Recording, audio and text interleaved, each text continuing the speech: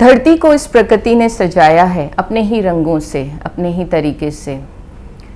हमें खुशियों से भरा है इस प्रकृति ने।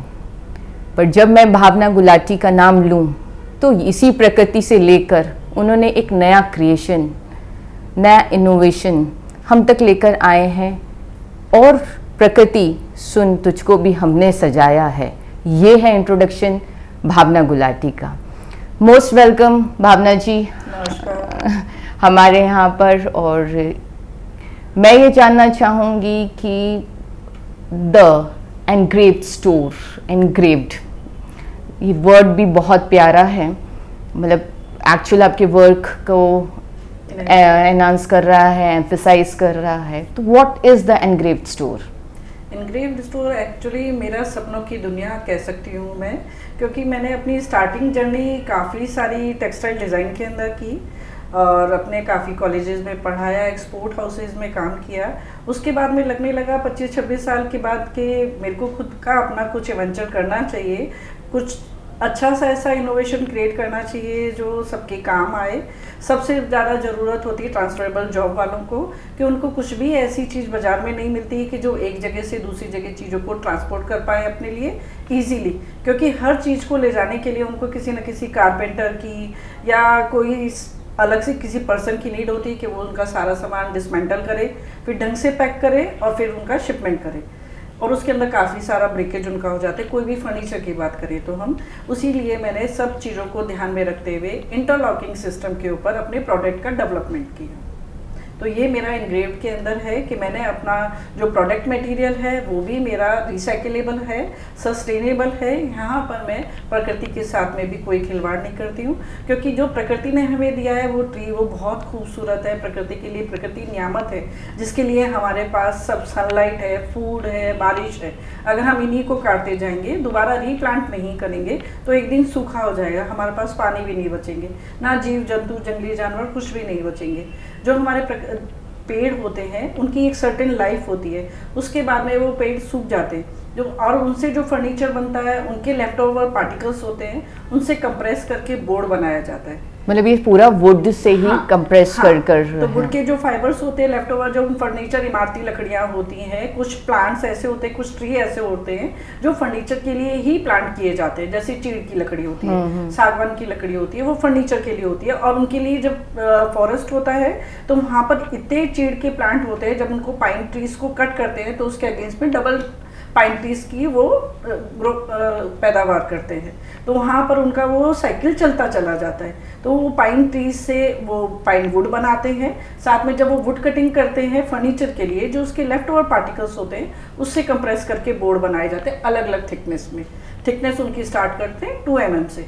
तो उसी को मैंने अपना बेस मटेरियल बनाया, क्योंकि वो बेस मटेरियल जो मैंने यूज़ किया वो कंप्रेस बोर्ड है, जहाँ पर हम नेचर को कुछ भी नहीं डैमेज कर रहे हैं। साथ में वो लेज़र मशीन के ऊपर काफ़ी अच्छा इंप्रेशन क्रिएट करता है।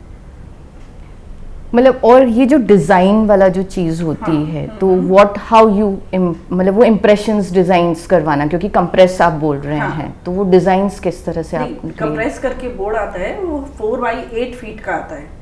उसको हम अपनी लेज़र मशीन के थ्रू, अपने डिज़ाइन के थ्रू हम लेज़र मशीन से कटिंग करते हैं और बाद में उनकी असेंबलिंग करते हैं। ओके, तो वो डिज़ाइन जो होता है वो डिज़ाइन मैं डेवलप खुद करती हूँ अपने डिज़ाइनिंग टूल के ऊपर, अपने लैपटॉप पर।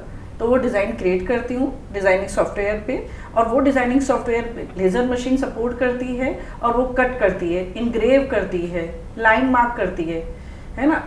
वो करने के बाद में जो प्रोडक्ट निकल कर आते हैं, जो पार्ट्स निकल कर आता है, उसको हम असेंबल करते हैं और असेंबल करके हम खूबसूरत से प्रोडक्ट क्रिएट करने की ज़रूरत है।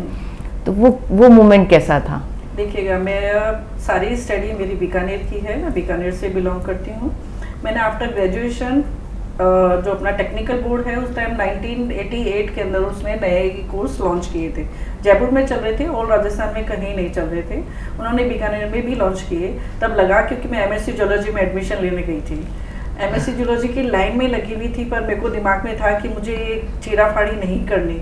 मेरे पापा का एम था कि मैं डॉक्टर बनूं, मैं कुछ करूं या मैं जूलॉजी में कुछ करूं, पर वो सब कुछ मुझे लगता था कि बहुत ही ज़्यादा मेरे लिए हॉरिबल लगने लग गया था जब इतने डिसेक्शन करे ना, इतने सारे 10th क्लास से लेकर के कॉलेज मतलब वुडन डिसेक्शन सही है। हाँ, अब ये सही, क्योंकि इसमें खून कुछ भी नहीं निकलता ना, कई नॉन लिविंग थिंग है। लिविंग थिंग का डिसेक्शन करना, वो कभी कभी फ्रॉग जंप भी मार जाते थे, उनको देखकर फिर घबराहट होने लगी थी कि मैं कैसे इनकी चीराफाड़ी कर रही हूँ ना। तो फिर मैं जोलॉजी के अंदर एमएससी में एडमिशन की लाइन में से निकल गई। पापा ने फीस तो मुझे उसी की दी थी कि जाके एमएससी में एडमिशन लो, और मैं अपनी फ्रेंड को लाइन में लगा कर कि मैं गई, मैंने कहा नहीं एक कॉलेज खुला है अभी नया, मैं एक बार ट्राई करके आती हूँ। और मैंने उसको लाइन में लगाया था, पर फीस मेरे हाथ में थी, और मैंने जाके वहाँ फॉर्म लिया। मुझे लगा कि ड्राइंग में मेरा इंटरेस्ट है तो यही मेरे लिए बेस्ट है। अब पापा मम्मी से किसी से नहीं पूछा, देखा कि घर पे जाके डांट पड़ेगी तब देखा जाएगा, तो वो फीस मैंने वहाँ डिपॉजिट कर दी। घर जाके बोला तो थोड़ा सा एक बारी फादर मेरे नाराज हुए, और उनको लगा कि नहीं जिसमें इसका इंटरेस्ट है तो वो करूँ। जब मैंने मेडिकल नहीं क्रैक कर पाई तो चलो ठीक है ये कुछ कर लेगी इसके अंदर। 3 इयर्स का कोर्स था। मैंने राजस्थान में 2nd रैंक भी मेरा आया, अच्छे से मेरा काफ़ी अच्छे ग्रेड बने। छोड़ा जैसे ही बेटा स्कूल जाने लगा तो फिर जॉब देखने के लिए सोचे कि जो पढ़ा है वो सारा वॉश आउट होता जा रहा है इन 2-3 सालों में।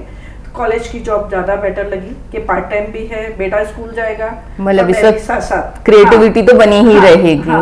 कि बेटा स्कूल जाएगा 7 to 2, मैं भी कॉलेज 7 to 2 आराम से 8 to 2 जाऊंगी, ना मेरा बेटा स्पॉइल होगा, ना मेरी क्रिएटिविटी या मेरा टाइम कहीं नहीं जाएगा। तो इस तरीके से फिर मैंने डिजाइनिंग इंस्टीट्यूट के अंदर अपने 11.5-12 साल मैंने डिजाइनिंग इंस्टीट्यूट के अंदर जॉब किया। पर वो कीड़ा दिमाग में था कि हाँ बच्चों को पढ़ा रही हूँ, साथ में खुद भी बच्चों के साथ में सीख भी रहे, क्योंकि कॉलेज के बच्चे हैं। नहीं करा है, मैं अपना एजुकेशन स्किल भी साथ साथ बढ़ाती जाती हूँ, क्योंकि मैं ससाई कॉलेज में मैंने एमएससी स्टार्ट करा था वहाँ पर, तो डिजाइनिंग के अंदर ही करा, उसका कोर्स कैरिकुलम बनाया था। कब से मैं सोच रही थी कि मैं खुद डिजाइनिंग मतलब खुद एमएससी करूँ, साथ में अपना मतलब आपको उस कोर्स को बनाने में आप पूरा रहे हैं। तो वो रही, तो मुझे खुद भी लग रहा था कि मैं भी अपने आप को पोस्ट ग्रेजुएट कर लूँ, पीएचडी करूँ अपने डिजाइनिंग के अंदर। तो वो करते करते मेरा बेटे के साथ में ऐसे ही था, बेटा मेरा 9th में आ गया था, तो लगा कि अब मैं करूँ। कॉलेज में बच्चों को पढ़ा रही थी, उसके साथ में एमएससी मैंने खुद ने भी बच्चों के साथ में बैठ करके मैंने करी, अपने कॉलेज के स्टूडेंट के साथ में। राजस्थान यूनिवर्सिटी से मैंने एग्जाम दिया। बेटा और मेरे हस्बैंड कहते नाक मत कटा देना भैया हमारी कि तुम 20 साल बाद, क्योंकि मेरे ग्रेजुएशन से लेके पोस्ट ग्रेजुएशन के बीच में 20 इयर्स का गैप था। तो मुझे भी लगता था क्योंकि राइटिंग आपकी ना छूट गई, वर्बल आप सब कुछ अच्छे हो, परंतु एग्जाम में जाकर आपको 3 घंटे के अंदर कितनी कॉपी भरनी पड़ती है पोस्ट ग्रेजुएशन के अंदर। तो वो मेरी स्किल सारी मेरे हाथ से निकल गई थी इतने टाइम में। अब बेटा भी कहता मम्मा प्लीज देखो ऐसे मत करना कि आप है ना फेल हो जाओ और आपके स्टूडेंट आगे ही निकल जाए। और फिर मुझे भी उसका प्रेशर बहुत ज्यादा हो गया कि मैं मेरे बच्चों को पढ़ा रही हूँ, इनसे तो मेरे नंबर ज्यादा आने ही चाहिए, नहीं तो मेरी कितनी इंसल्ट होगी ना कि मैंने बच्चों से कम नंबर आए। पर खुदा ना खास्ता वो सब कुछ नहीं हुआ। 2 साल मैंने एमएससी करा, 2 साल मेरे बहुत अच्छे नंबर आए, मैंने एमएससी में राजस्थान टॉप किया। मेरे बच्चे मतलब हर जगह तो हमने झंडे गाड़े ही हैं। वो तो मेरे को बहुत जरूरी था ना, क्योंकि वो मेरा प्रेशर इतना जबरदस्त हो गया कि मेरे स्टूडेंट को मैं पढ़ा रही हूँ, वही साथ बैठ के मेरे संग एग्जाम दे रहे, वो मेरे कलीग हैं, तो उनसे तो मेरे को पीछे आना ही नहीं है, क्योंकि नहीं वो कहेंगे मैडम ने क्या पढ़ाया। फिर हमें मतलब आपका देखा जाए तो आपने यू वर ऑलवेज रेडी कि आप चैलेंज लेने के लिए तैयार रहे। वो चैलेंज तो मेरे पास शुरू से ही है, क्योंकि जब मैं अकेले ही जब बीकानेर से निकली थी तो वो तो ठान लिया था कि एनी हाउ कुछ भी हो, कैसे भी हो, कोई भी कंडीशन हो, सब में अपने आप को बोल्डली फेस करना है। और किसी खुद आपने क्रिएट करी तो वो कहीं चोरी हो जाए और कोई उसको ले, क्योंकि आप जो आपका टाइम था या हमारा टाइम कहीं उस टाइम पे मेल डोमिनेटिंग ज्यादा चीजें शो होती थी। वो भी है, क्योंकि देखो मैं काम कर रही थी एक फैक्ट्री के अंदर, मैंने उनके लिए डिजाइन बनाए, सर ने मुझे उन डिजाइन के लिए पे करा, मेरा रोल वहाँ खत्म हो गया। वो फ्रैंकफर्ट लेकर गए, वहाँ पर डिजाइन से उन्होंने ऑर्डर भी कैच किए। कुछ बायर होते हैं कि सैंपल ले जाते हैं अपने साथ में, वो सैंपल ले जाते हैं तो वो किसी दूसरे से बनवाते हैं, मैंने डिजाइन उनको बना के दिया है ना। और वो जब घूम फिर करके आए, मैंने उनकी जॉब छोड़ी काफ़ी टाइम बाद में आफ्टर मैरिज करके, तो मैं किसी और फैक्ट्री में गई ना, तो वो टेबल कवर भी उनके पास में मेरा डिजाइन का ही बिछा हुआ था 22 लाख उस दिन। तो उसको देख के मैं शॉक्ड हो गई कि ये टेबल कवर मैंने डिजाइन करा है ना। और उसके लिए बाद में 2 और चीजें मुझे मेरे टेबल नैपकिन्स निकाल के दिखाए, क्योंकि वो मैंने अपने हाथ से स्टिच करा के उनको दिए थे, वो सैंपल उन्होंने मुझे दिखा दिए। तो मैंने उनसे कहा कि ये सैंपल तो तीनों चीजें ये आपकी नहीं है। कहता आप कैसे कह सकती हो? मैंने कहा जिसकी है मैं उसका नाम बता सकती हूँ, और आप ये किस फेयर से लाए मैं ये भी बोल सकती हूँ। कहते ऐसे कैसे कह सकती हैं आप? मैंने कहा क्योंकि मैंने डिजाइन किए हैं, तो इसलिए मैं 100% श्योर हूँ। कहते ये हो ही नहीं सकता आपने डिजाइन किए है, आप इसका प्रूफ क्या है? मैंने कहा इसका प्रूफ है मेरे पास, क्योंकि उस मिस्टर ने मुझे सारी फोटोग्राफ्स दी है मेरी शीट की, मेरा रॉ मटेरियल की जो मैं आपको दिखाऊंगी, जो स्क्रीन डेवलप होती है वो इमेज में दूंगी जो मैं ड्राइंग बनाती हूँ। तो आप मानेंगे ना मेरा, कहते हैं हाँ, तब मैं हम मान सकते हैं, नहीं तो आपका ही डिज़ाइन नहीं है। आप मानेंगे नहीं, मैं सब कुछ सामान छोड़ करके अपने घर गई हूँ, वो ड्राइंग शीट्स की फोटोकॉपी मैंने सारी की सारी जो मेरे पास सर ने फोटोज दी थे, पूरा का पूरा एल्बम उठा के लेकर आई हूँ। विदिन 15 मिनट्स उनको ला के दिखा। ड्राइंग बनाते हैं, मैंने फ्रीलांसिंग करा, आप ड्राइंग बना रहे हो, आप दे रहे हो किसी के, आपने मेरे से डिमांड करा कि मुझे इस चीज़ का डिज़ाइन चाहिए, मैंने बनाया, मैंने आपको दिया, मैं आपके ऑफिस गई, आपके ऑफिस गई, स्टार्टिंग में नहीं था इतना सारा सब कुछ ना, कि दुनिया इतनी चीट करती है। मैडम अभी आप ड्राइंग छोड़ जाइए, अभी मेरा सीनियर नहीं है, अभी मेरे मास्टर जी नहीं है, मैं ड्राइंग छोड़कर आ गई। 2 दिन बाद वो ड्राइंग पूरी क्रश, जो मैंने एकदम फ्रेश दी है, वो क्रश दिख रही है कि फैक्ट्री गई है ड्राइंग, उसका स्क्रीन डेवलप हो गया, आपको सब पता चल जाता है, और आपके पास में वो शीट वापस आ रही है। तो यानी कि वो क्या, कि उसने वो डिज़ाइन तो मेरा ले लिया, पेमेंट करते हुए उसने ना कर दिया। तो इस तरीके की चीट भी उस टाइम पर बहुत होती थी। तब उसके बाद में धीरे धीरे बाद में पता चला, क्योंकि 2 या 3 बार मेरे संग ऐसे चीट हुआ कि ड्राइंग मैंने दे दिया पूरा बना के, इतनी लेबर करके, और पेमेंट मांगी तो नहीं मैडम, ये डिज़ाइन हमारे सीनियर को पसंद नहीं आया, हमारे मास्टर जी को पसंद नहीं आया, प्रिंटर को पसंद नहीं आया, और उसने डिज़ाइन डेवलप करके अपने पास रख लिया और मेरे को मेरी क्रश शीट दे दी। तो मतलब यही रीज़न है कि फिर आपने सोचा कि मैं अपना खुद का ही वेंचर स्टार्ट करूं? यही रीज़न, क्योंकि बाजार में बहुत चीटिंग करते हैं लोग, अभी भी है कि जो मैं काम कर रही हूँ तो मेरा काम थोड़ी, क्योंकि मशीन मैंने नहीं लगा रखी है। अब आप मशीन किसी की हायर करोगे तो उससे आपने 100% तो उससे आपने कमिटमेंट ले लिया, पर 100% के बाद में भी उसके मन में छोटी सी भी चीटिंग हो तो वो आपका ड्राइंग किसी को दे सकता है। कोई और मशीन पे आके काम करा रहा, उसको पसंद आया तो। अच्छा, आपका जैसे डियर वाला, मैं ये वर्ड, डियर का थॉट कैसे है?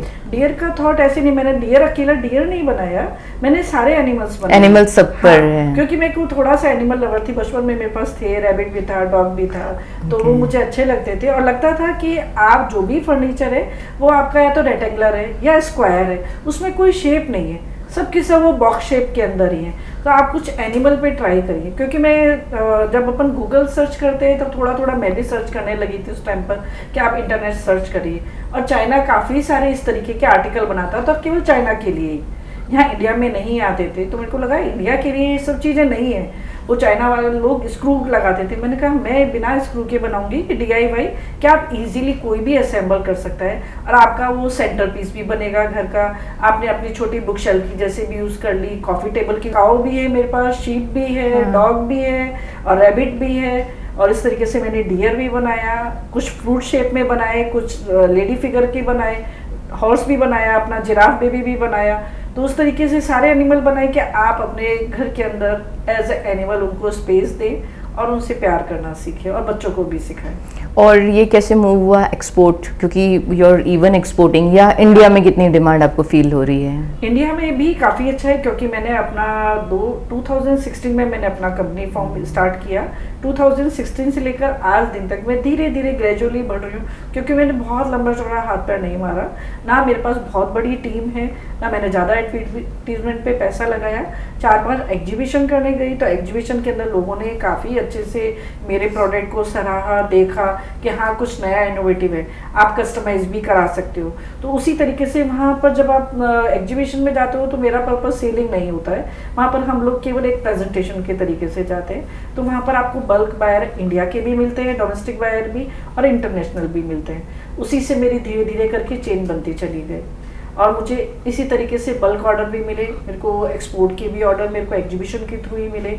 साथ में मेरी खुद की वेबसाइट है, उस पर मेरे नेशनल इंटरनेशनल दोनों कस्टमर आते हैं कि जो मुझे अच्छे ऑर्डर देकर जाते हैं। B2C भी कर रही हूँ। है कि जब नए एंगर्स आते हैं तो उनको मार्केट रिसर्च भी अच्छा आना चाहिए, प्लस डिज़ाइनिंग स्किल भी अच्छी होनी चाहिए, और आपको मशीन की भी नॉलेज होनी चाहिए, क्योंकि जो ये एनवायरनमेंट है ना, और जो मेरा प्रोडक्ट है वो interior related plus man oriented ज़्यादा है, प्लस कम होती है इसमें। वहाँ पर आपको थोड़ी तो दिक्कत आएगी, यानी कि आपके अंदर थोड़ी बोल्डनेस होनी चाहिए कि सामने वाले के पास जाकर आप कितना अच्छे से काम करा सकते हो। या तो आपके पास मशीन होनी चाहिए, या फिर सामने वाले की मशीन ले रहे हो तो आपके पास इतने गट्स होनी चाहिए कि सामने वाले से काम निकाल सके। नाइस भी हुए हैं, अवॉर्डेड भी हैं, तो I would like to know, और ऑडियंस भी जानना चाहेगी आपके अवार्ड्स के बारे में। जैसे मैंने आपको स्टार्टिंग में बताया कि मेरा डियर सबसे पहले मेरे लिए जो सबसे बड़ा अचीवमेंट था वो मेरा डियर का था, कि डियर मेरा नेशनल अवार्ड के लिए गया था।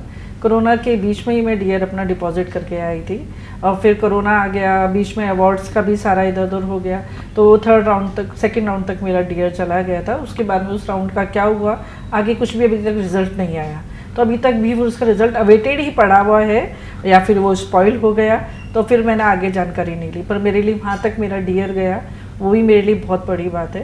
साथ में मैं जितनी बार भी एग्जीबिशंस में गई हूँ 2016 से लेकर अभी तक बेस्ट डिस्प्ले अवार्ड मिला, बेस्ट प्रोडक्ट अवार्ड मुझे मिला, वुमेन इनोवेटर का मुझे सस्टेनेबल अवार्ड मिला कि आप प्रोडक्ट सस्टेनेबल है, क्रिएटिव हैं आपके प्रोडक्ट, DIY हैं, नेचर से इंस्पायर्ड हो उस तरीके से। साथ में मेरे को इतने बड़े बड़े ऑर्डर मिले। सबसे बड़ा ऑर्डर जो मेरे लिए अवार्ड के तरीके से वो दिल्ली का JBM ऑटो का है, कि जिन्होंने मुझे 2019 में मेरे को अप्रोच किया था एक एग्जीबिशन में कि आपके मैडम प्रोडक्ट ऐसे हैं कि हम कभी आपसे अपनी बस बनवाना चाहेंगे।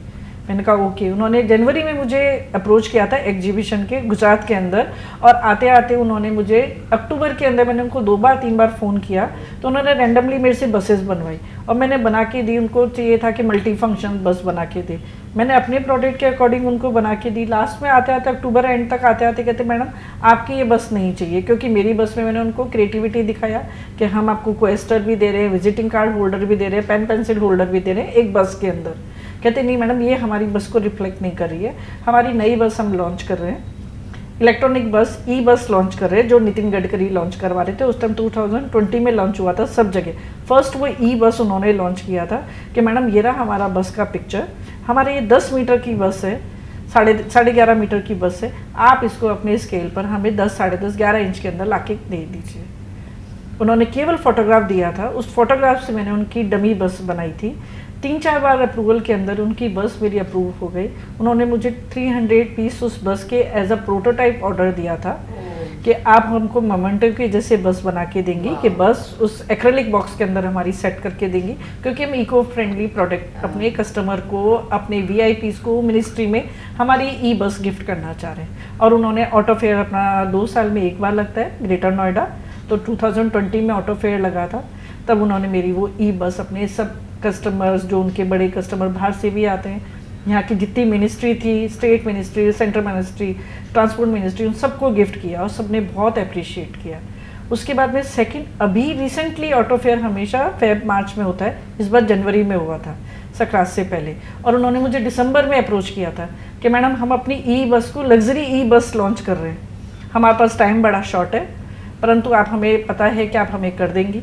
तब उन्होंने मुझे एक फेक बस का डिज़ाइन दिखाया कि मैडम ये बस है हमारी, आप इस पर डिज़ाइन करिए, और उस बस से मैंने उनकी ई बस, लग्जरी बस को बनाया। पर सोचिए एग्जीबिशन के 15 दिन पहले एक्चुअल बस जब उनके गैराज में से निकली है, तब उन्होंने मुझे फ़ोटो शेयर करा कि मैडम ये बस है, अब आप अपनी जितनी क्रिएटिविटी इस बस के अकॉर्डिंग उसमें चेंज कर सकती है, वो चेंज करके हमें अब एक्चुअल मॉडल बना के दीजिए। मतलब सडनली हाँ, उन्होंने सारा चेंज कर दिया कि मैडम हमें भी नहीं पता था, जो बस की ड्राइंग थी हमने वो शेयर करी, अब बस निकल कर ये आई है हमारे हाथ में, तो ये रिवील होगी, तो आप हमें 9 जनवरी से पहले आप हमें बसेस पहुंचाएंगे। मैंने कहा कैसे पॉसिबल है, आज 1 तारीख हुई है, 9 तारीख तक मैं 250 पीस तो कैसे भी नहीं दे सकती, क्योंकि मशीन अपना टाइम लेगी, 1.5 घंटे से ज़्यादा एक बस के ऊपर मशीन रन कर रही है, फिर मुझे उसको असेंबलिंग करनी है। एक्रेलिक बॉक्स वाला एक्रेलिक बॉक्स बनाएगा, तो वो भी सब मेरे लिए खाली नहीं बैठे ना कि भाई सब मेरे लिए खाली है, मैं उनको असेंबलिंग करूँगी। एक बस को असेंबलिंग करने में ही आधा घंटा लगता है, पेस्टिंग होगी, सूखेगी, करेगी सब में, और मोन्यूमेंट की जैसे वो असेंबल होकर के आपके पास आएगी, फिर गिफ्ट रैप भी करोगे, उसके बॉक्सेस भी बनवाओगे। तो मैंने कहा इतना सारा नहीं। और यहाँ पर जयपुर में काइट फेस्टिवल कोई काम करना नहीं चाहता, न्यू ईयर कोई काम करना नहीं चाहता, कहते मैडम कोई बात नहीं, आप हमें 100 पीस तक तो एक बार ही पहुँचा दीजिए।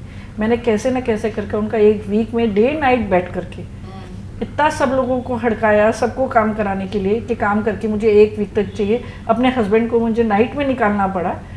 एग्जीबिशन की जब स्टार्ट होती ना, जब केवल प्रेस कॉन्फ्रेंस होती है, तब कि आप बस से जाओ, सारे कार्टन लेके जाओ, और वहाँ पर उनको ऑटो से उनके एग्जीबिशन सेंटर में, जहाँ पर मिनिस्टर इतने सारे आ रहे थे, पूरा सील्ड हो गया था सिक्योरिटी वाइज। वहाँ मेरे हस्बैंड ने इतनी मुश्किल से उनको सारे कार्टन 100 पीस के हैंडओवर करके आए थे, और उन्होंने उसको जब अनवील किया ना, तब उन्होंने इतनी तारीफ़ करी, क्योंकि मैं खुद एग्जीबिशन देखने गई हूँ, और मैंने उनको एग्जीबिशन के लास्ट तक में मैंने उनको 250 पीसेस कर दिए थे बाद में, कि मैं धीरे धीरे करके आपको ऐसे भेज दूंगी, आपके एग्जीबिशन में किसी गिफ्टिंग के लिए प्रॉब्लम नहीं आएगी।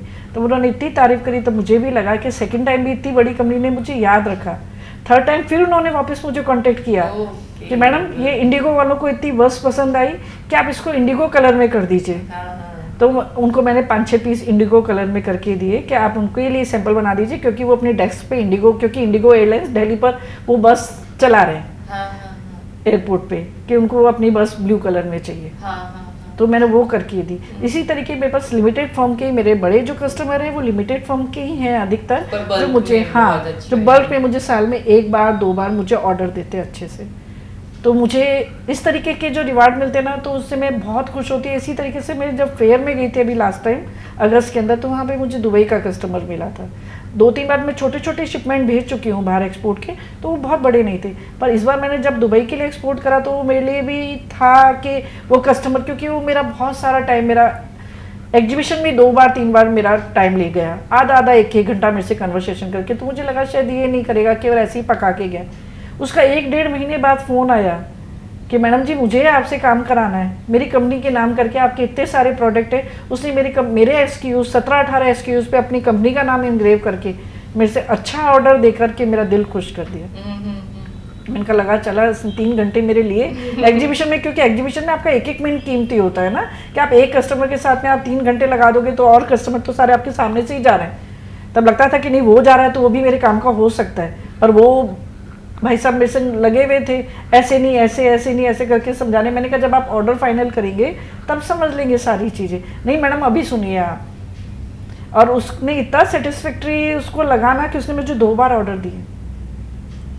मतलब आपका डेडिकेशन वर्क। तो मैं सीजन के अकॉर्डिंग, फोरकास्टिंग के अकॉर्डिंग, क्योंकि अभी जैसे मुझे लग रहा है कि मुझे दिवाली क्रैक करनी है, तो दिवाली पे कॉर्पोरेट गिफ्टिंग होती है, सारे ड्राई फ्रूट बॉक्स चलते हैं, तो टाइमली पहले से कि पहले से मैं वो डिज़ाइनिंग अपनी करूं, कस्टमर तक अप्रोच करूं कि मुझे दिवाली का ऑर्डर दे। प्लस मुझे क्रिसमस का लग रहा है कि इस बार मेरे को क्रिसमस क्रैक करना है। मैंने कभी नहीं क्रिसमस क्रैक किया, छोटे छोटे ऑर्डर मिले, पर इस बार क्रिसमस के लिए मैंने बहुत अच्छी मेहनत करी है कि क्रिसमस में करूँगी और मैं क्रिसमस के लिए अच्छा एक्सपोर्ट करने के लिए कोशिश कर रही हूँ। कई ऐसे प्रोडक्ट्स दिखते हैं कि जो क्रिसमस के लिए वाकई में बहुत मैंने क्रिसमस के लिए तो अभी नए बनाए, क्योंकि अभी तक तो मैंने उनकी फोटोशूट भी नहीं कराई। अभी आप मेरे ऑफिस में देखेंगी तो आपको बहुत सारी मेरी सारी टी लाइट्स दिखेंगी जो मैंने हर शिप में बनाई है। उनमें सब में लाइटिंग करी है कि मैं क्रिसमस के ऊपर करूँ। कुछ मैंने कभी नहीं करा, मैंने अपने प्रोडक्ट पे कुछ और अदर मटेरियल मैंने नहीं लगाया। क्रिसमस के लिए इस बार मैंने रेजिन आर्ट भी ट्राई करा, अपने कलरफुल भी करे थोड़े प्रोडक्ट को, कि हाँ चलो करके दिखते हैं कस्टमर को, क्योंकि क्रिसमस में तो 2 या 3 ही कलर होते हैं, ज़्यादा कलर नहीं होते। Basic red, basic white, basic green और ग्लिटर कलर, तो वो 5 कलर के साथ में आप प्ले कर सकते हो ना। नहीं तो दिवाली फेस्टिवल पे तो नहीं कर सकते हो। दिवाली फेस्टिवल पे आज मुझे भावना मैम से बहुत कुछ सीखने को मिला कि आप फीमेल होते हुए भी कैसे अपने बात को पुट करो, स्ट्रांग रहो। और सबसे बड़ी चीज़ जो दिल की चीज़ है वो क्रिएटिविटी है। जब हम क्रिएशंस करते हैं, वो जो हमारे माइंड में जो हार्ट को कनेक्ट करने वाली, उसको हम पब्लिक तक पहुंचा रहे हैं, दुनिया तक पहुंचा रहे हैं। वो डिज़ाइन वाला जो कल्चर है वो अब ख़त्म नहीं होना चाहिए और बढ़ना चाहिए। ये सबसे बड़ा इंस्पिरेशन मुझे भावना मैम से मिला है। And thank you so much ma'am, इतना इंस्पायर करने के लिए। और चैलेंजेस और ऑब्स्टिकल्स को कैसे मीट करते हैं, आपसे बढ़कर कोई और सिखा नहीं सकता हमें। Thank you.